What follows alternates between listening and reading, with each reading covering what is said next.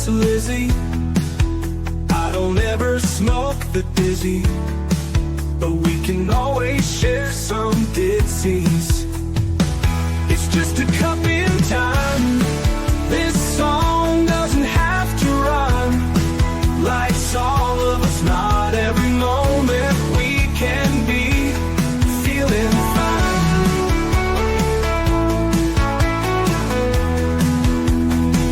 I wanna share a moment, just a second if you will, maybe even a cup of thrill. We could share this performance. It's tea time, come sit with me. Oh, welcome guys, Miss Liz here. Yeah, you got a little sneak peek of Miss Liz, how she looks today.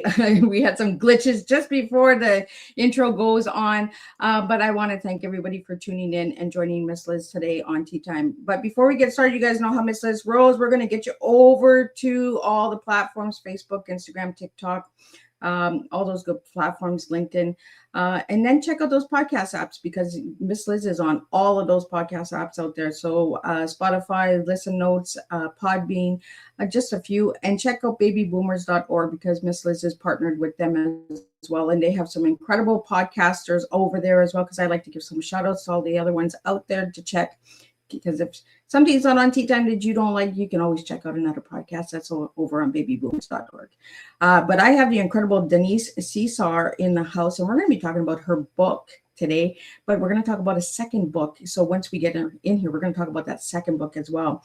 But today her tea is, and we're serving, is never, never, ever give up. Remember, you are important in this moment, and always look for a glimmer of light. That is the tea we are serving in this house today. So let's get started with the disclaimer and then a beautiful intro, and then we'll get Denise in here and we'll serve that tea to all of you guys.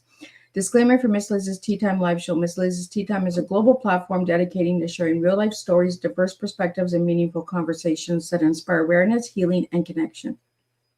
I'm Miss Liz is going live using StreamYard. Before leaving a comment during the live broadcast, please grant StreamYard permission to display your name at StreamYard.com. Please be advised that all the content brought forward during any Tea Time show is presented in good faith. However, discussions may include opinions, beliefs, and perspectives that do not necessarily represent the views of Miss Liz or the Tea Time platform. Information shared by guests is based on their own experiences and is perceived to be accurate at the given time of airing. All guests, viewers, and participants are responsible for using their own judgment when considering any action or decision that may relate to these discussions. Some episodes may cover sensitive topics, including but not limited to trauma, abuse, grief, mental health, and other emotionally triggering subjects. Listeners' and viewers' discretion is strongly advised. Tea Time with Miss Liz is an open discussion forum designed to offer insight, inspire awareness, and create connection. It is not a substitute for professional, medical, legal, or therapeutical advice.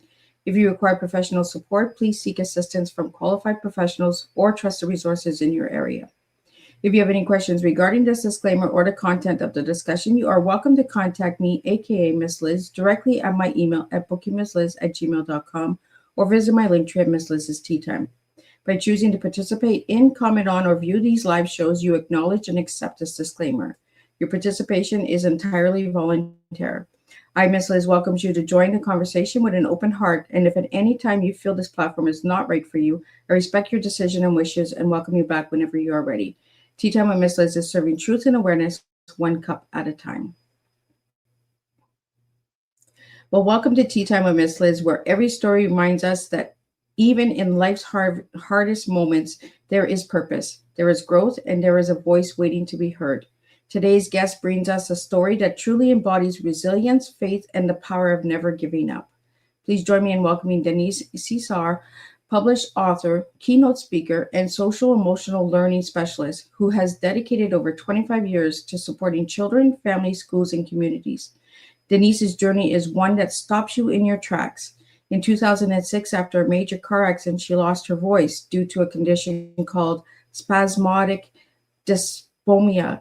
For many, that could have been the end of the story, but for Denise, it became the beginning of something deeper. Through treatment, faith, and unwavering perseverance, she regained her voice and chose to use it to uplift, educate, and bring awareness to emotional well-being, mindfulness, and kindness.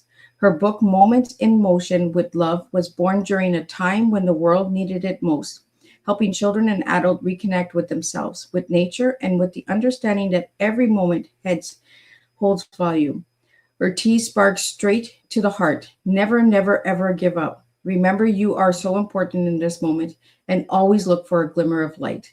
So grab your cup and lead in. Today's tea time is about resilience, presence, and the power of finding your voice, even after it feels lost. Let me get Denise in here and let's spill some tea. Hi. Welcome, Denise. Thank you, Miss Liz. I have my tea, so we could have a lot of tea time.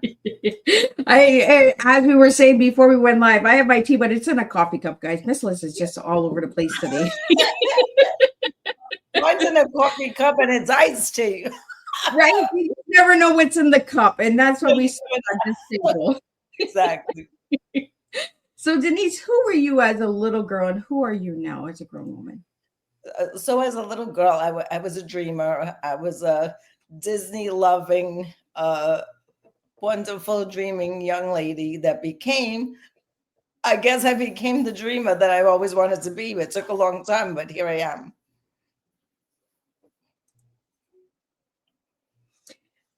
Oh, did I lose you for a second? Oh, yeah. Glitches today. StreamYard, you're going to have an issue with Miss Liz. Denise, who are you today? Oh, so I am an author. I am a motivational speaker, thought leader, all on being self-love, love of each other, and love of our planet. And I am doing great work with my book and with everything else. I was a speech language pathologist for over 25 years, but now I'm taking it one step further and bringing all my knowledge and expertise to the world. Do you want to tell us what a speech pathologist is? Pathologist does, yes. And ironically, when you introed me, I have a voice disorder, and so I'm a speech language pathologist that has a voice disorder.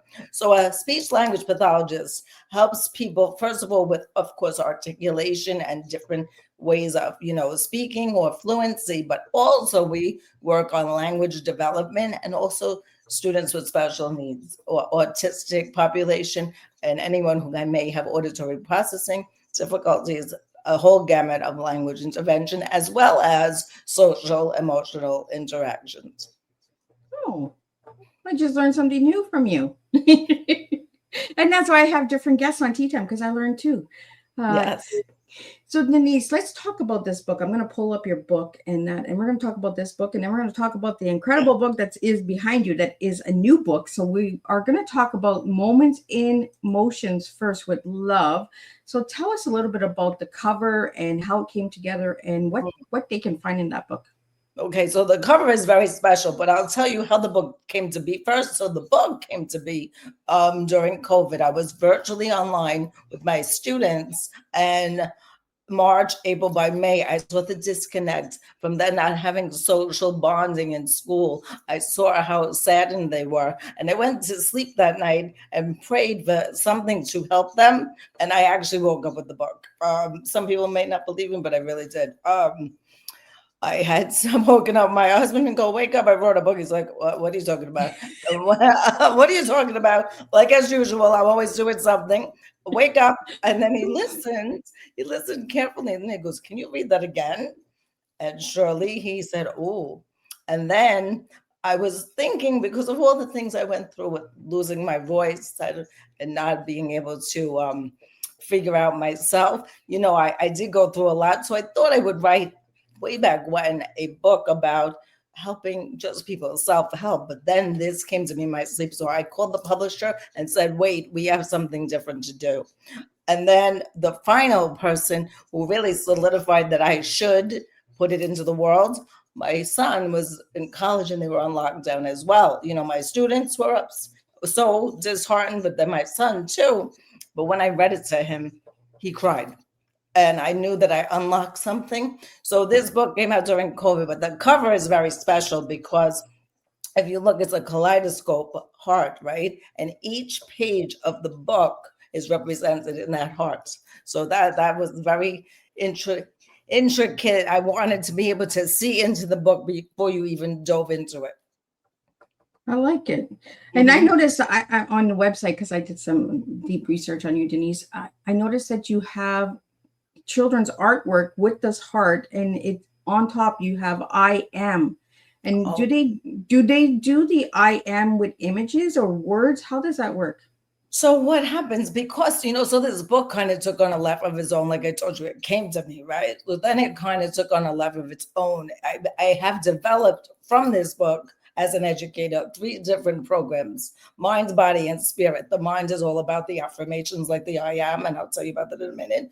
The movement, I have created a yoga movement. Every page has a movement. So I have a video that's coming out soon. And then music, how music heals you. So that's the mind, the body, and the spirit. But the I am in the book, I have the actual heart in the book where they could write into it how they're feeling about each page.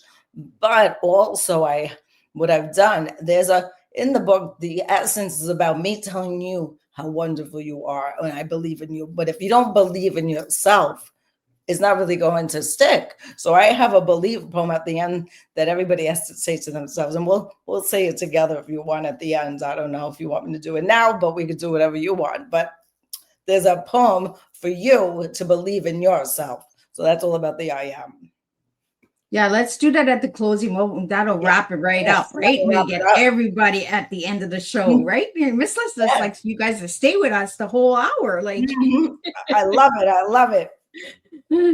So Denise, losing your voice in 2006 was life-changing. What did that experience teach you about your identity and purpose?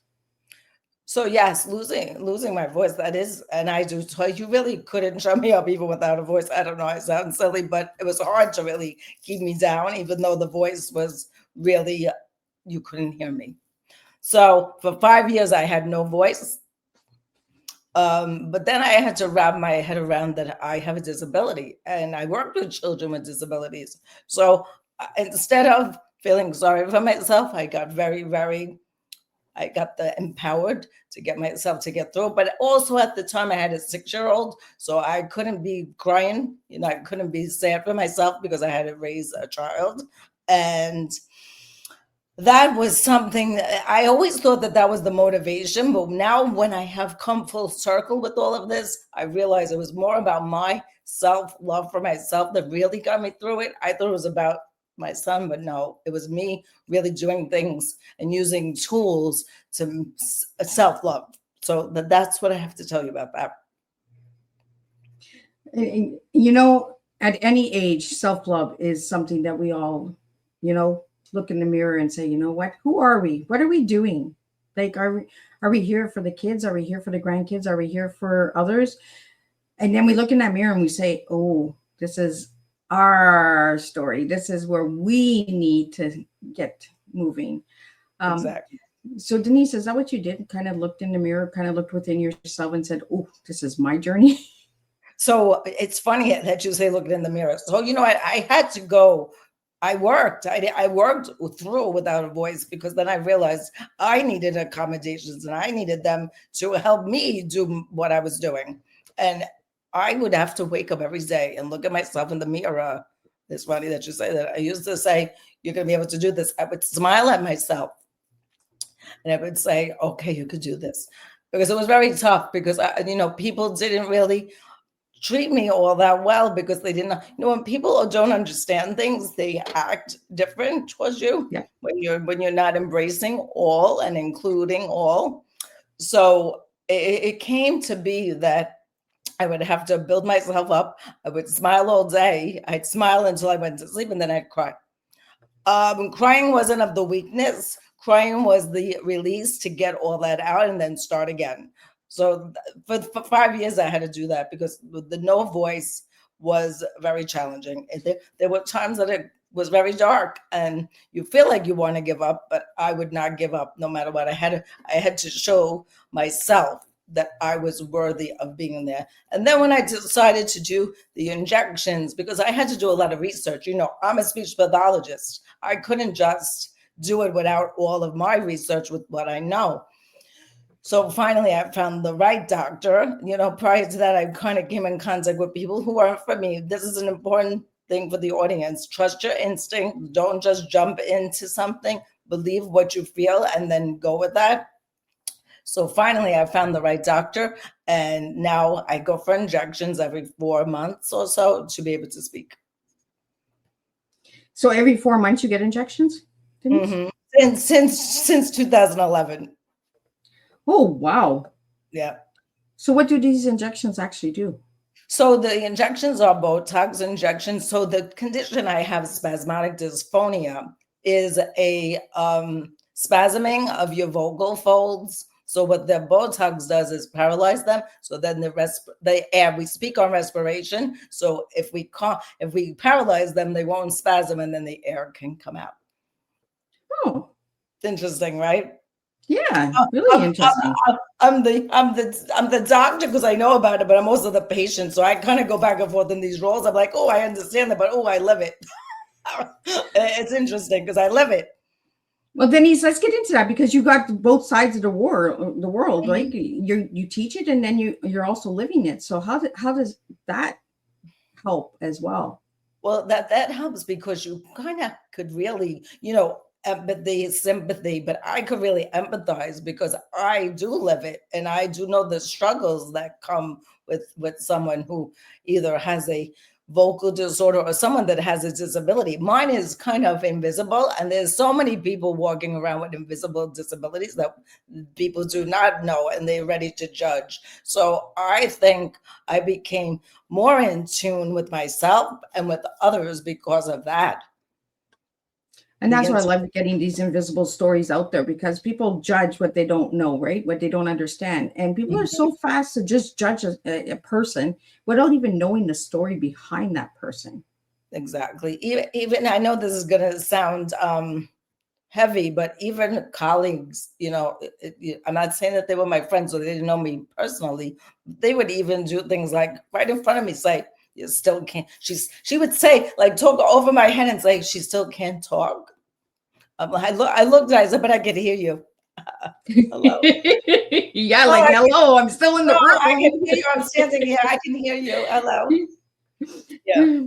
But imagine a person who wasn't able to express that, how they would feel if they didn't even, like, I felt upset about it, but I was able to look at her and go, hello, I could hear you. But what if someone couldn't do that? How would they feel inside? And how much damage can people do to somebody if they don't even know what they're talking about?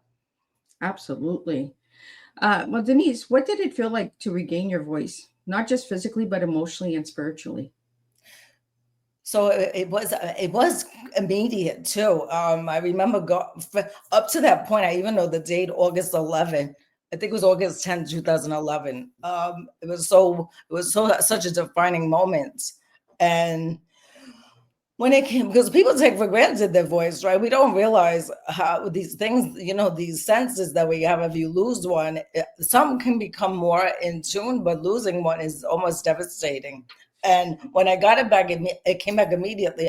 I don't think I even believed it. I was like, is this real? I can hear myself.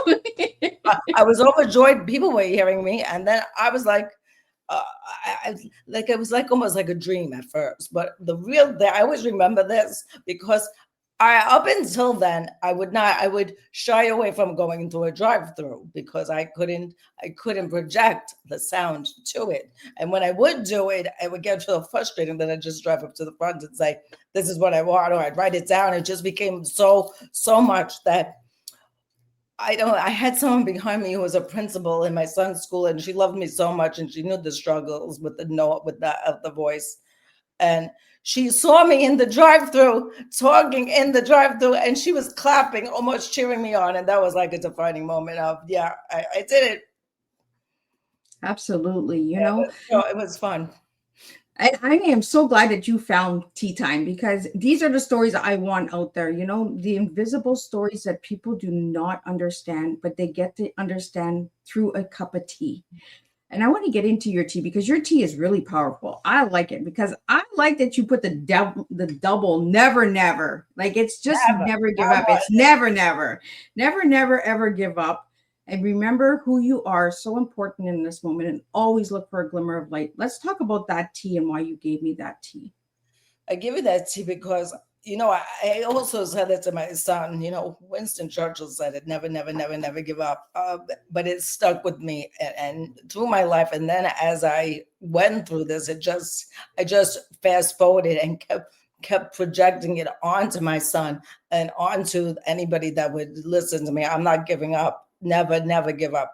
But what I want to say about the glimmer of light, the little glimmer, because sometimes it feels very dark.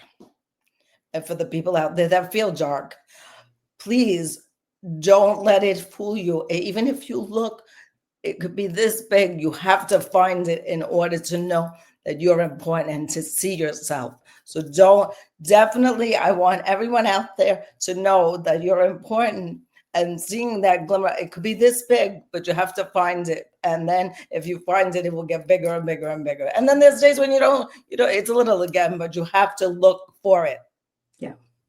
I love the word glimmer, because you don't hear that word in everyday speech, right? In conversations and that. And when I got that word glimmer of light, I was just like, oh, that's just like a little spark. It's like a fire, right? When you start a fire and it's got that little spark, yep. And you just got to keep blowing on it, and you got to keep just taking the time and the patience to get it to go.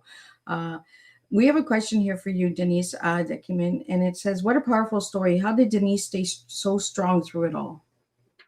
Well, I'm going to say, yes, I stayed strong, but I identified when I was feeling upset. You cannot be strong all the time. So you have to feel the feels to move forward. So I want everyone to know crying isn't a terrible thing. Crying is a release. I say it's releasing goodness from your soul to let it out. So let out the anxiety or whatever you feel about it. But I did stay strong with giving myself coping mechanisms, and I did do certain things like music healed me. I talk about that. And just doing things grounding and making myself feel that I belonged in this world. Because there was times that people made me think I shouldn't be doing what I was doing. And that was very devastating. And to be able to push through that does make me courageous. But at that time, I didn't feel like I had so much courage. And I'm so glad that you say that, Denise, because so many of us think that we have to stay strong, right? We have to put on this brave face. But you know what? There are hard days out there, and there are dark times. And, we got to find that little glimmer, and we got to just keep moving forward. But we got to go with the feelings. We got to release. I tell my kids this all the time. I cry all the time, kids. And they're like, Mom, don't cry. And I'm just like, crying is good. Crying is releasing. It lets it out, all the stuff that we hold in. Losing your voice, did you feel like you would ever get your voice back, Denise? So 5 years, right? Imagine that. So did I think I was ever going to get it back? I think it became a point in time where I was like, I guess I have to accept this, right? I did come to some acceptance. And I got used to being able to modify what I did, my job. I got accommodations to do certain things. My son understood me no matter what. My husband, on the other hand, I had to if I was trying to call him, I would have to clap or something. I did whatever I had to do. But my thing is, I was able to come to some acceptance. But, I have a lot of work to do. So getting my voice back 5 years later was a gift that I don't take for granted, that I go for the injections. And I'm fortunate that they do work for me, because they don't always work the same for everyone, because it's a very unknown condition. So I am fortunate, and I know I have a lot of work to do. That's why I got it back. Well, Denise, you lost your voice through a car accident, correct? Well, okay. So I have a condition that they don't know what causes it, but the car accident triggered that trauma. Okay. Because the seatbelt was across my neck. So they say it's neurological, but I think there was some trigger between the car accident, and it was very, causation. It happened right after it. Did you have any trouble speaking as a child? No, not at all. Not at all, right? Not at all. And the funny thing about it is I used to scream a lot. That's funny. You made me rewind that. I used to, I don't know why, that came to me. My mother's like, oh, calm down, stop screaming.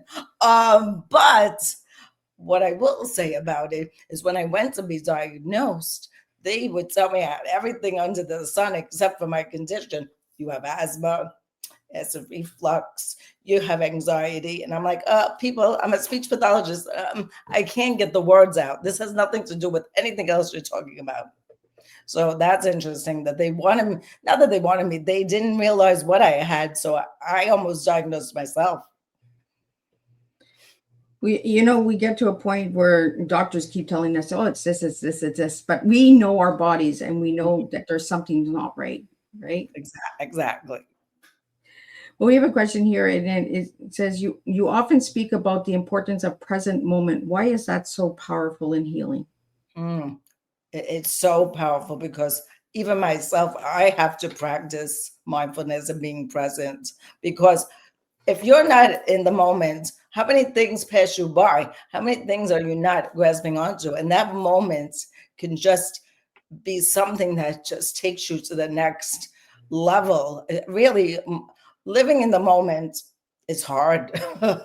We're always thinking 10 steps ahead. But if you take a minute to really hone in on the moment, and so much joy and so much love could come through you that you could give to yourself. So that is really it. It's all about really for yourself taking a moment so you could capture what's around you as it goes on. Absolutely. Well, I'm going to pop up your book again for the people that are just jumping in now so we can show them this amazing book. Can you tell us a little bit about the story without giving it away so people can go and grab a copy? Of course. So the book takes you on a journey, a mindful journey through nature. And it's all about love of yourself, love of each other, and love of the planet. But I have to tell you, some people say, oh, is this a children's book?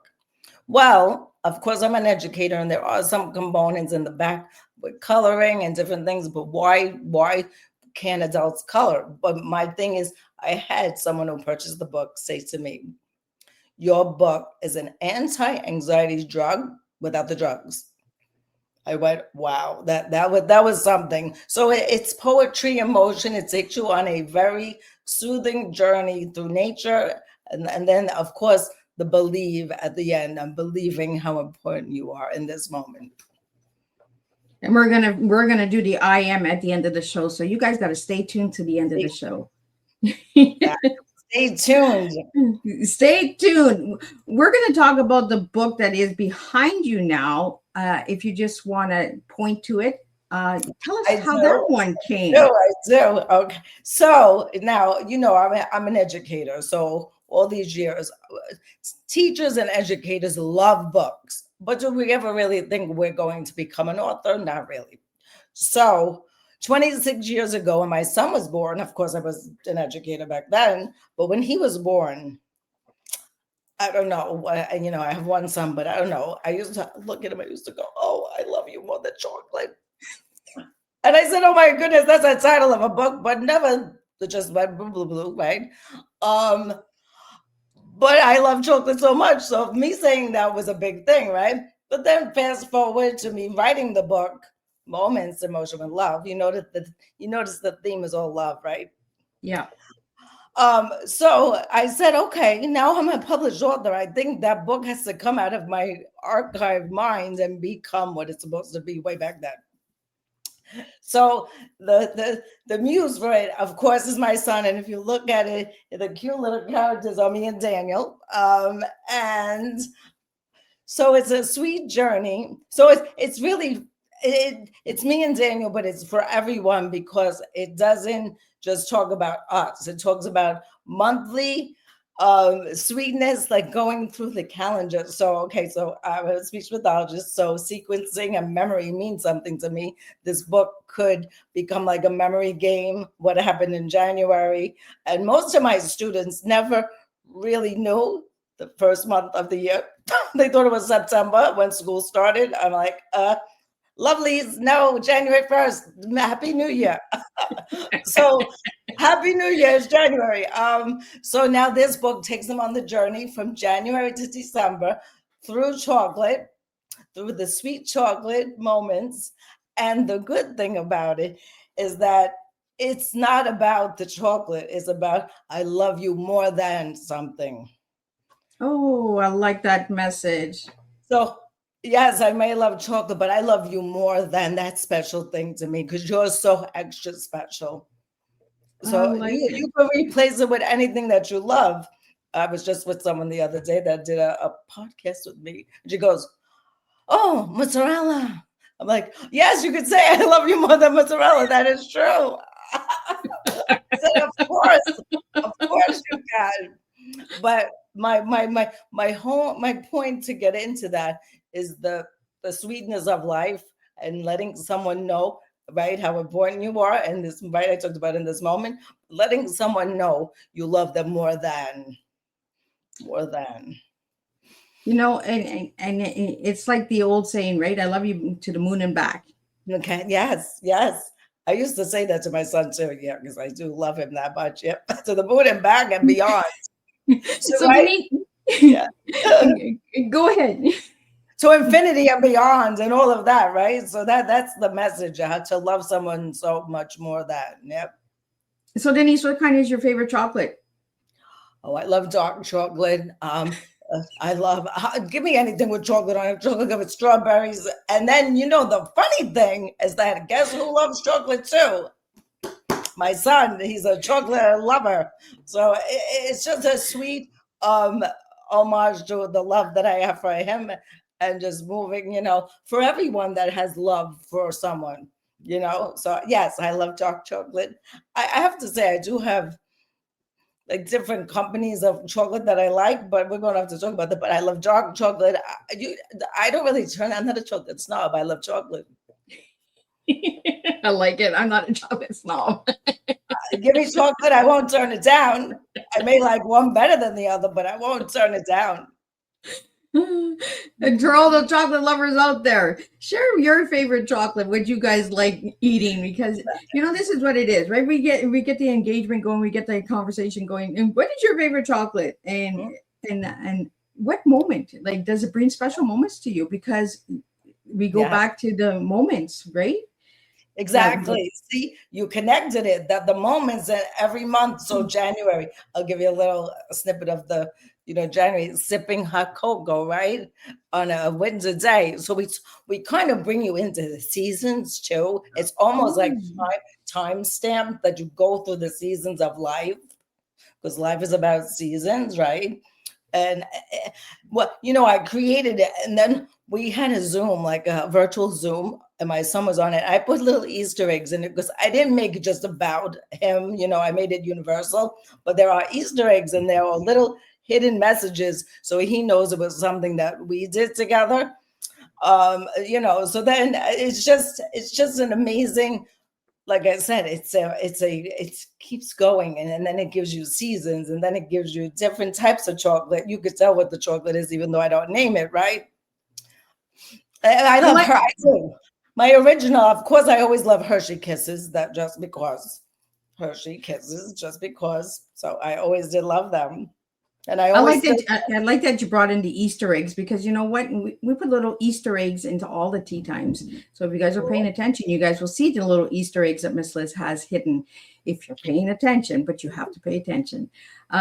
So I want to talk to you a little bit about, what do I have here?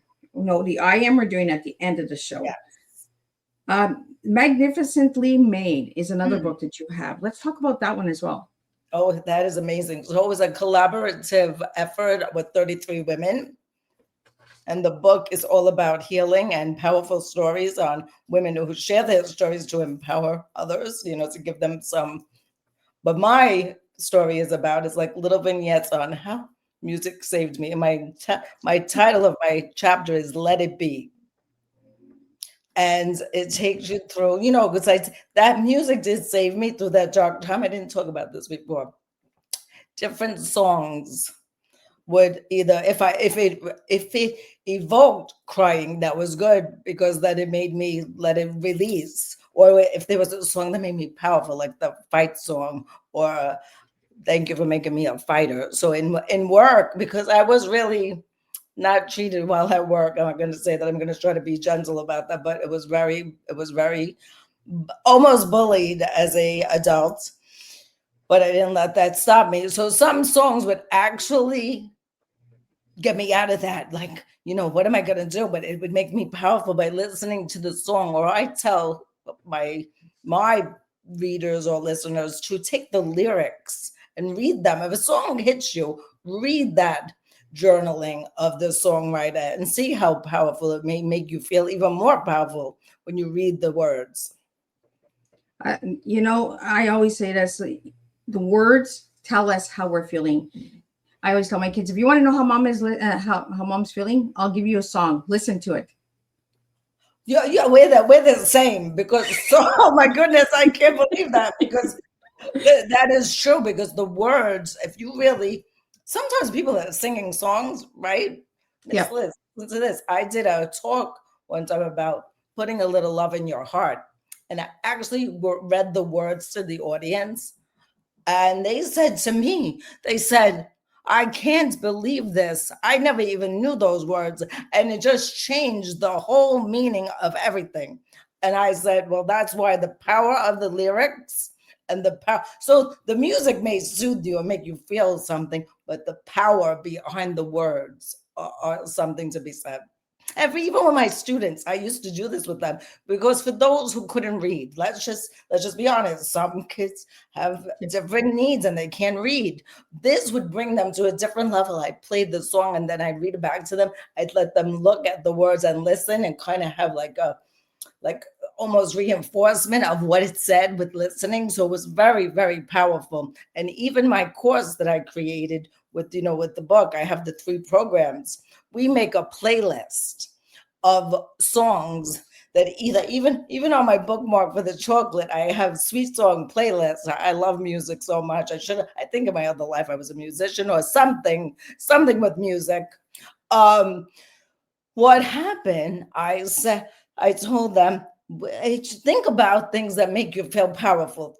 Now the young kids do have playlists, but they didn't take this one step further. Like, what makes you feel powerful? What makes you think about a time when you were young? What makes you think about a time what makes you remember someone who was important to you in your life? So all of these little prompts together to think of songs that brought them joy, or really brought them, when you're angry, what do you listen to when you're angry? Because you're allowed to be angry. You can have your feelings, but listen to the song, get it out and be done. So that's what we would talk about together with the song list. Losing your voice, it's almost like losing the lyrics, right? Exactly. Oh my goodness. Yes. Losing your story. You can't tell your story then. You'd have to write it down, but telling your story is so much more. Words are powerful, but being able to really record it or to recite your words is important. I with my mental illness that I have, conversion disorder, I lose my voice sometimes and I can't speak, or I speak like I'm drunk, right?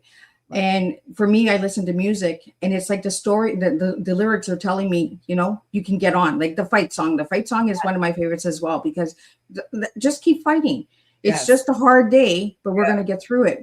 You're going to get through this. Yes. And as you were sharing, Denise, I was like, the lyrics were her words that she couldn't get out. And by reading those lyrics to the children and to others, they're seeing the story through music, through the sound. Yes. And I did explain this. I talked to someone about it, how, your body feels the vibrations of the music. So music is art, and it's also science. There's 2 components to music. It's not just the artistic component, which is beautiful. There's the scientific component of the beats and the intonations and the decibels and what can make you relaxed. There is so much to be said about music, healing you with all the cranial, your nerves and the nerves in the brain, how it flows through your body. There's certain things that it taps into. Music taps into a different area that lights up in your brain. I studied that as a speech pathologist, And we're going to get everybody to look at music differently today through this. Yes, time. We are. Yes, so excited. That makes me so happy. Everybody's going out and reading lyrics and then listen to the sound. Yes, reverse, reverse the way that you think of music, right? Reverse the way you think of life. And, you mentioned getting bullied as an adult. We don't talk about this enough. People talk about children getting bullied, but what about the adults getting bullied? Did you stand up to these bullies, or did you just kind of, you are who you are and I'm going to let you find your own way? Or So, you have to pick your battles, right? I had big battles to choose, but like I told you about the colleagues standing right in front of my face, I didn't let it get away with it. I'm like, but I can hear you. But I am a fighter, so no one really got past me. I didn't let that happen. I could have just, what they tried to do. I want people to imagine this, and this is why people shouldn't give up. Imagine in a world that they took all that away from me, and I wouldn't have been able to touch the lives that I touched in school, and taking that away from me, regardless of how my voice sounded, I could still do my job in a different way. Give me accommodations, give me maybe a microphone. I would whisper a little bit. Not that whispering is really not good for your voice, but any way that I could figure out, give me a voice to text. And at that time when I lost my voice, there was no texting. Now there's so much for people to use for that. But back then there was no text. The cell phones just, they were coming to, but the texting was not until, further in. But I was lucky then to be able to have different programs, or let me do it a different way. Let me show them, let them listen to music. Let me do it different, but I could still get to the same result. Yeah. But if they would have been successful in the bullying, maybe I wouldn't be here, right? Maybe I wouldn't have been able to do what I do. And I want anybody listening that ever wants to give up is, don't let someone take your light away. We talked about the glimmer, because look at how much more you have more to do in the world. You have more to do, and don't let anybody take that away from you. Absolutely. And it's a powerful message. Don't let anybody take your story away from you, take your voice away from you. 5 years you were voiceless, but you still heard them, Yeah, and they still heard me no matter what. Mm-hmm. Yeah. Sometimes the voice did not sound great, but I would push it out to really really show that you're not gonna shut me up. Mm-mm. Yeah. Well, we have a question that just came in, and it says, why is social emotional learning so critical for children today?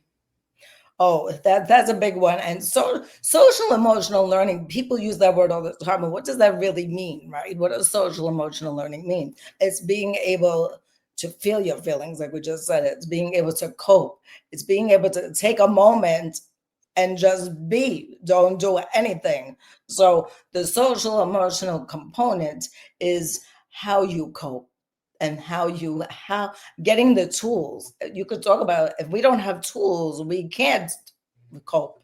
We need tools to cope. So the social emotional component is key. Being able to communicate, parents being showing that, I love you more than, that's important for your kids to get that message, for the children to have that message, or that the moments matter, or that you matter.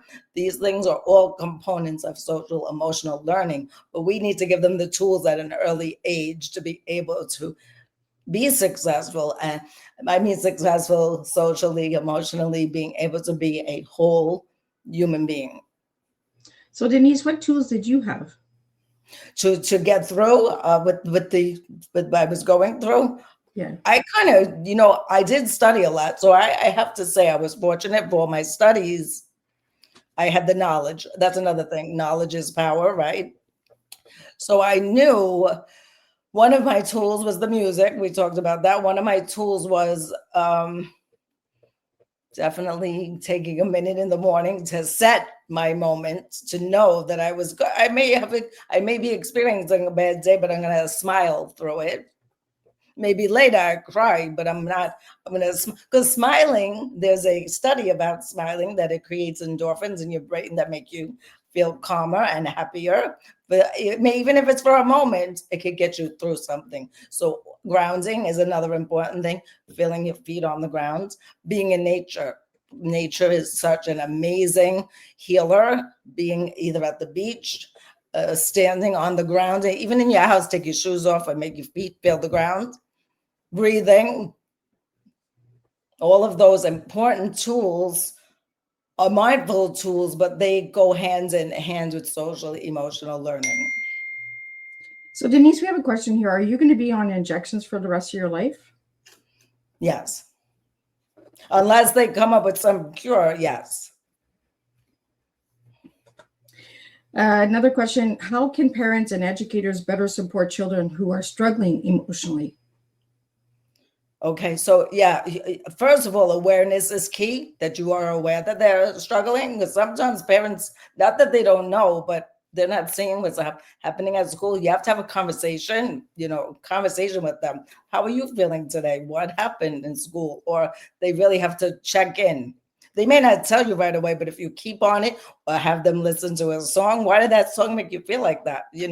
Really tap into how they feel. So those are key things to communicating, to really understand what's going on and helping them see themselves and help them find their self-love. Because when you have self-love, then you can love others. And then you are stronger when you have self-love, because you loving yourself brings you forward to loving others and loving our planet. It was just Earth Day the other day. We have to love the whole picture, right? It's not just us. We're a whole world together. That's one thing I haven't heard anybody say is loving ourselves brings us closer to others. We have to love ourselves first in order to love others. So I wanted, we have a question here. What inspired moment in motion with love, and what do you hope the readers will take away from this book? Well, of course, what inspired it was that I was on, it must have been in me all the time though, right? Miss Liz, it had to have been in me every moment. But think about this. I was virtually online with these beautiful souls, right? And I was their caregiver during that time together. And I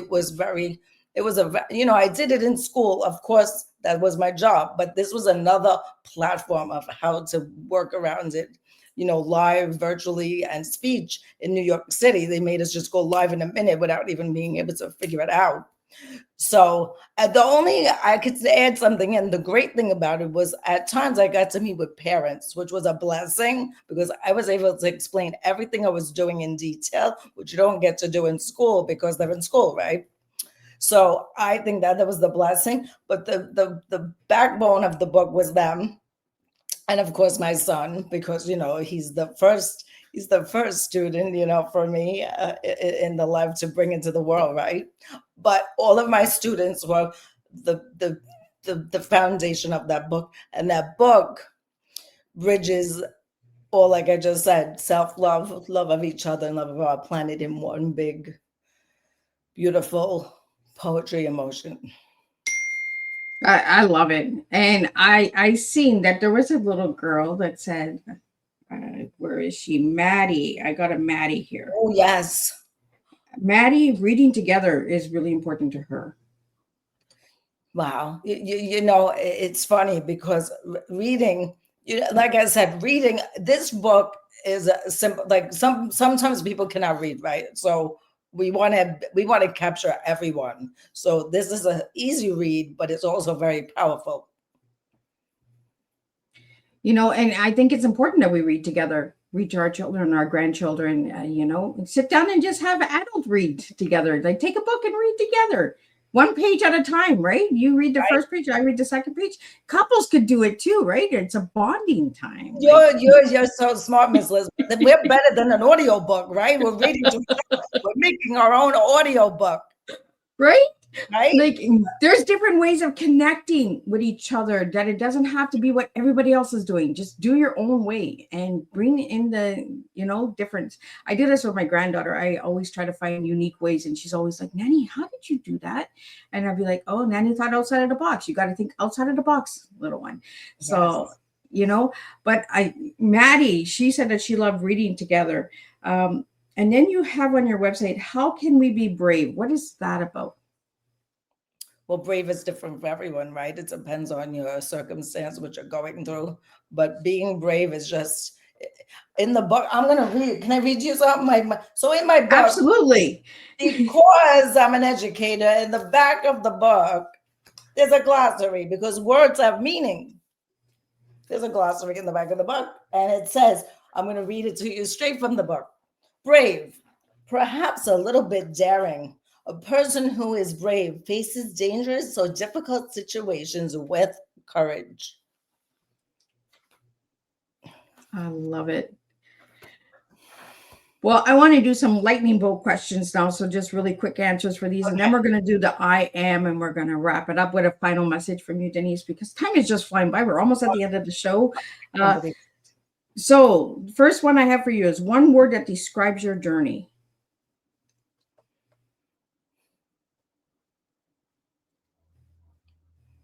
Fierce. Oh, why? Because I had to push through, and I had to be fierce, and I had to have movement. I wasn't expecting that word. Thanks. Wow.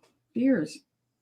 Fierce, because I had to keep fierce. I just had to be fierce. Yeah.